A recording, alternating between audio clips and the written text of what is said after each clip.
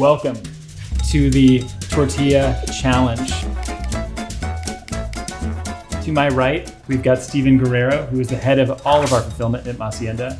To my left, you have Selena Pino, who runs operations at Masienda. Together, they are going to go through 4 mystery tortilla warmers. The goal is that we are going to identify what each tortilla is with precision because they've been trained incredibly well to do so.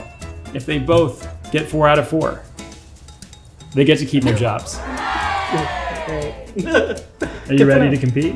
Yes. Okay. Steven, Selena, please. Can you see anything? No. Not sure. Let's start.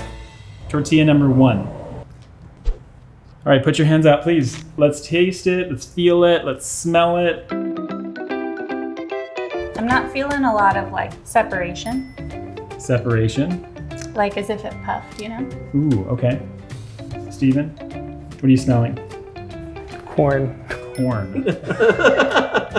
These are all corn tortillas, so that's a good start. If you go like this, you could feel that the tortilla has an edge, Ooh. which means that it was made from a sheeter and a conveyor belt, not hand pressed. Interesting. Maybe a little bit of cloves, I mean. Cloves or clover. Clovers is fine. I meant cloves, sorry. I could get a little bit of that clove taste too. I Okay. think that happens sometimes during nixtamalization Yes. with certain varietals of corn. What do we get? I think this is fresh nixtamal blue conico tortilla. Yeah, I was gonna say yes. Oh, yeah.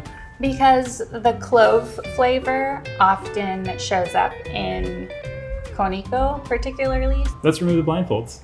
Oh, it's bright out here. Let's take a look. Oh, Ooh, Wow. on the spot. blue Called it. conico. and the varietal. You nailed that. Yeah, Well, it is 100%. like number It's- 1 yeah. seller in blue varietals. Let's see. Oh my goodness. It was correct. They got it right. Tortilla number 2. Are we ready? Ready. Yes. Coming in hot. Very thin. Definitely some little flappiness there. Oh, very like sour smelling. Not much flavor. Not much flavor. No, a little dry Okay. 2 for Store 2. bought. somewhere. Not hand pressed. It's hard to swallow. Honestly, I agree. I was like, wait, do I have cotton now? All right, let's take a look. Behind door number 2, we said that this was a store-bought tortilla. Oh my goodness. All right, guys. Inbound, tortilla number 3. No palate cleansers on this set? Should we give them water? No. No water. Selena, Wow. put out your hands, please. The edges feel a little bit more rough, so maybe it's hand pressed. Oh, it's a nice corn flavor. Pretty strong. I think this had to be made probably fresh, or at least from Masienda, maybe. Selena? I agree with Steven. The texture is making me feel like it is a Masienda tortilla. Yeah, it's a good tortilla. Okay. Not super dry. I could keep eating it. No palate cleanser is what you're saying? Don't need a palate cleanser. Number 3. We've got a really kind of rustic looking tortilla in here. What did you say it was?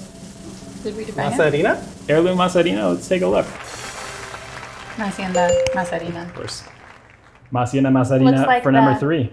Heirloom white corn Masienda, to be specific.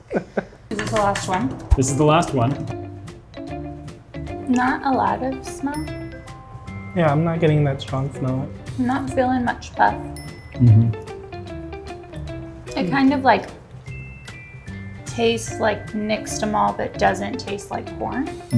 When you have a nixtamalized tortilla from a tortilleria that uses commodity corn or like regular corn, there's a certain flavor that it imparts and has that like smell of masa that you kind of like grow up with if you like walk into a supermarket and there's a tortilleria. But it doesn't have the like sweetness or corniness that you sometimes expect. It feels thicker on one side than the other, so that's why I'm thinking it might have been pressed too. Yeah. Maybe like a Maseca, my guess. Another brand. We are 3 for 3, and we're going for the Grand Slam here. Everybody, you ready? Let's do this. Okay, in the blue pouch, we have a similar looking tortilla. Conventional masa harina. Conventional masa harina. Guys, round of applause. So proud. So proud. Good job, Steven. You too. Way to go to the two of you.